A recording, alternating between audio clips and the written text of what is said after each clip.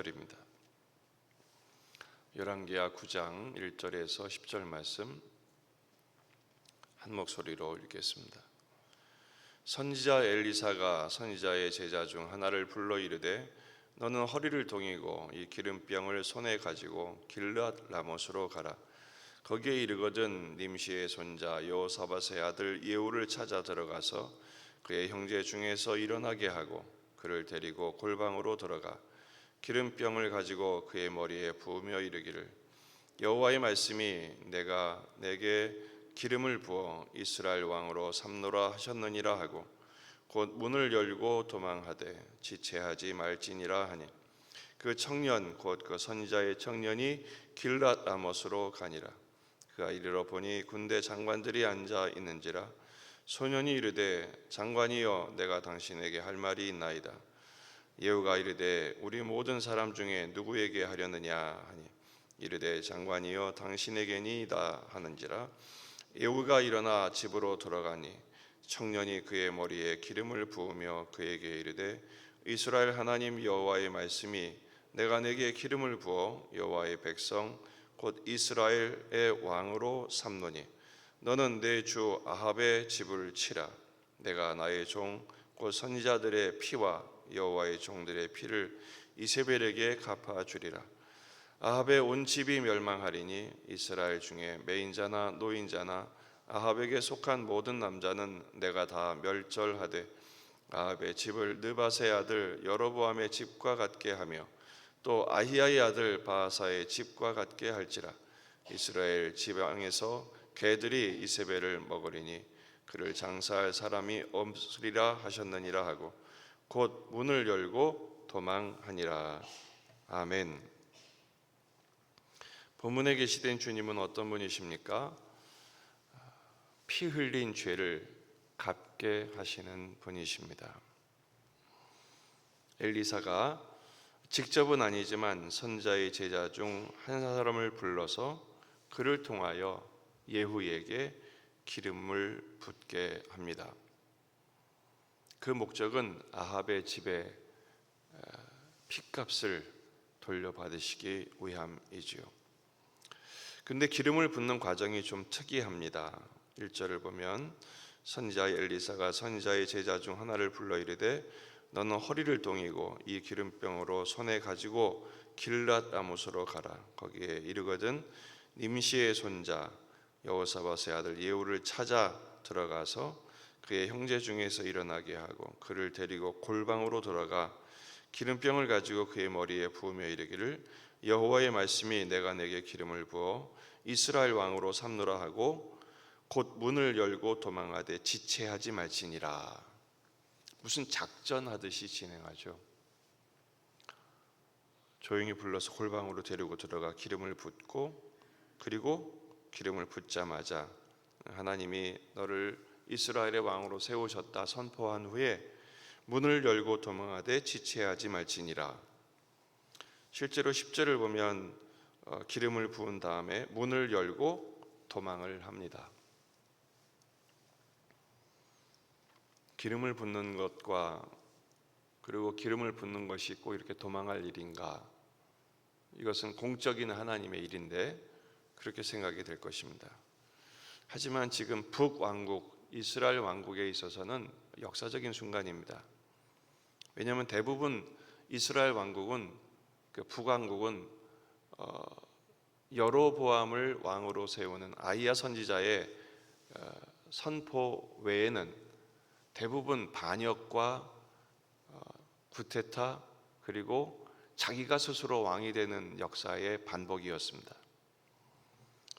하나님이 기름을 부어서 북왕국의 왕을 세우는 것은 오늘 본문이 유일합니다. 문제는 지금 현재 왕이 있다는 것이죠. 그러니까 현재 권력을 가진 왕이 볼 때는 이건 반역이죠. 그러니까 기름을 붓는 선지자가 위험하게 되는 것은 당연한 일입니다. 그래서 작전하듯이 기름을 붓고 그러나 이제 이 역사를 하나님의 주권의 영역 속에 하나님께서 진행하시는 것을 보이게 하시는 그런 장면으로 볼 수가 있습니다. 예후를 기름 부어 세우십니다. 그렇다고 이 예후가 하나님 보시기에 좋은 왕이었느냐? 또 결코 그렇지만은 못해요. 하나님께서 예후를 세우신 목적은 7절에 나옵니다. 너는 내 주 아합의 집을 치라. 내가 나의 종 곧 선지자들의 피와 여호와의 종들의 피를 이세벨에게 갚아 주리라. 예후를 세우신 목적은 아합의 집을 치기 위함입니다. 아합은 이미 죽었죠. 아직 이세벨은 남아 있습니다. 이세벨을 징계하시는 것입니다. 왜 그렇습니까? 그 이세벨이 선지자들의 피, 하나님의 종들의 피를 수없이 흘렸기 때문입니다. 힘이 있다고 그 힘을 하나님의 사람들을 고통스럽게 하고 죽이고 멸망시키는 그 일을 했던 이세벨, 하나님이 가만두시지 않는 것이죠.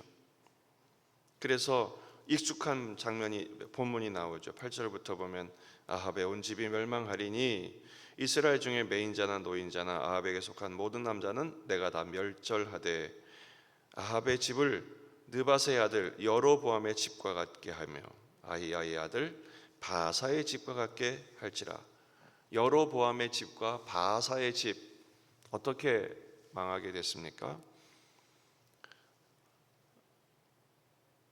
하나님께서 그들을 멸절시키기를 거름더미를 쓸어버림 같이 말갛게 쓸어버린다. 전부 다 태워버리신다고 말씀하셨고 그대로 하셨죠. 성읍에서 죽은 자는 개가 먹고 들에서 죽은 자는 공중의 새가 먹을 것이다. 지금 이세벨이 그 꼴을 당하게 된 것입니다. 하나님은 비록 더딘 것 같지만 예언을 반드시 이루시는 분이십니다. 열왕기상 19장에서 하나님께서 엘리야에게 세 가지 미션을 주시죠. 엘리사를 들어 기름을 붓고 하사엘과 그리고 예후에게 기름을 부어라. 그의 목적은 아합을 징계하시기 위함입니다.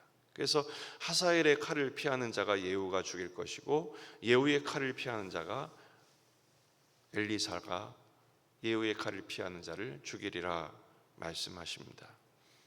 그래서 지금 하나님께서 엘리야가 엘리사를 세우고 엘리사는 예후와 하사엘에게 기름을 붓죠. 우리는 엘리야를 통해서 하나님께서 아합에게 경고하신 바를 다시 기억해 볼 필요가 있습니다. 열왕기상 21장 21절 이하의 말씀, 21장 21절 이하의 말씀입니다. 여호와의 말씀이 내가 재앙을 내게 내려 너를 쓸어버리되 내게 속한 남자는 이스라엘 가운데 매인자나 노인자를 다 멸할 것이요 또 내 집이 느바세의 아들 여로보암의 집처럼 되게 하고 아히의 아들 바사의 집처럼 되게 하리니 이는 내가 나를 노하게 하고 이스라엘이 범죄하게 한 까닭이니라. 이세벨에 대해서는 개들이 이스라엘 성읍 곁에서 이세벨을 먹을지니라. 예후를 세워서 이 일이 일어나게 하십니다. 그 이유는 뭐죠? 나봇의 포도원의 집을 뺏었습니다. 나봇의 포도원을 거의 강탈하다시피 하죠. 이것은 대표적인 상징적인 사건입니다. 이후로도 계속 예후가 하는 일의 원인을 나봇의 포도원을 뺏은 것으로 두고 있습니다. 당시에 이것을 왜 아합에게 직접 하지 않느냐? 아합이 당시에 그 말을 들었을 때 겸비한 모습을 보이죠. 그나마 그 겸비도 하나님이 받으시고 지금 그때는 유예하시고 지금 예후를 들어서 심판하시는 것입니다. 다시 한번 오늘 말씀의 초점을 우리가 생각해 봅니다. 피 흘린 죄를 갚으신 하나님을 우리는 잊지 말아야 합니다. 역사 속에 차근차근 이루어 가십니다. 비록 늦는 것처럼 보여도 하나님의 때에 하나님의 방법으로 그 값을 반드시 지불하게 하십니다. 그러므로 교훈은 두 가지입니다. 첫째, 힘이 있다고 교만하지 말 것입니다. 아합과 이세벨처럼 권력을 가지고 하나님의 사람, 하나님의 종들을 고통스럽게 하고 피 흘린 것에 대한 값은 반드시 받으시기 때문입니다. 우리는 어떤 일이 있든지 피 흘리는 자리에 서지 말아야 합니다. 오히려 우리는 동역하고 축복하며 도고하는, 기도해주는 자리에 있어야 하죠. 대부분 그런 말씀하실 것입니다. 내가 무슨 힘이 있습니까? 우리는요, 객관적인 어떤 지위나 권위로서의 힘은 없을지 몰라도 우리에게 있는 파괴력, 공격성, 이것들이 우리 안에 얼마나 깊이 뿌리박고 있는지를 인정하셔야 합니다. 말의 힘이 굉장합니다. 원한이 서려 있는 말 한마디, 그것이요, 발 없는 말이 천리 간다고요. 누군가를 치명적인 상처를 입게 하는 힘이 있습니다. 요즘 그 SNS에 악플을 다는 것들, 그것들 때문에 얼마나 많은 사람들이 상처를 받고 평생 지울 수 없는 고통 속에, 아니 극단적인 선택을 하게 합니까? 끊임없이 우리는 자신을 낮추고 죽이고 살피고 힘을 빼야 합니다. 십자가를 통과해야죠. 또 한 가지 교훈인 것입니다. 힘이 없다고 낙심하지도 말 것입니다. 교만해서 내 힘을 자꾸 쓰는 것도 문제지만 쉽게 낙심하고 좌절하여 마땅히 해야 할 일을 멈추는 것도 문제입니다. 지금 힘들어도 어려워도 지금 하나님께서 그 선지자들과 하나님의 종들의 핏값을 갚으시잖아요. 계시록에서도 그 순교자들의 핏값을 신원하여 주십니다. 반드시 신원하여 주십니다. 그러므로 갈라디아서 6장 9절, 우리가 선을 행하되 낙심하지 말지니 포기하지 아니하면 때가 되매 이루리라. 우리는 하나님의 말씀대로 순종하는 십자가의 길을 걸을 것이고 대적에 대하여는 하나님 반드시 그 값을 받아내십니다. 교만하지도 말고 낙심하지도 말고 겸비하여 이 선지자의 제자 중 한 사람을 보십시오.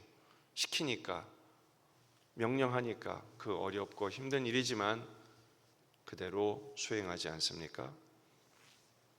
대단한 일을 하라고 하지 않습니다. 주님이 보내신 곳에서 시키시는 일을 하며 오늘 하루를 말씀과 믿음으로 감당해 내시면 됩니다. 그 일에 주님과 함께 성령의 능력을 힘입고 요청하고 간구하며 주님과 동행하는 복된 하루, 복된 한 주간의 삶이 되시기를 주의 이름으로 축원합니다. 기도하십시다. 말씀을 붙들고 우리 자신과 가정과 교회와 이 지역의 복음화, 민족의 복음화, 세계 복음화를 위해서 기도해 주시기를 바랍니다. 환우들을 위해서 기도하시고요. 수험생들의 결정이 아직 끝이 나지 않았습니다. 우리 수험생들을 위해서 기도해 주시고, 저는 개인적으로 오늘부터 한 주간, 또 다음 주 한 주간 내내 이제 학교에서 공부를 좀 하는 과정이 있습니다. 그 일을 잘 감당할 수 있도록 체력을 주시고 지혜를 주시도록 기도해 주시면 좋겠습니다. 여러분 가져온 기도 제목들을 가지고 함께 기도하시겠습니다. 다 같이 기도하겠습니다.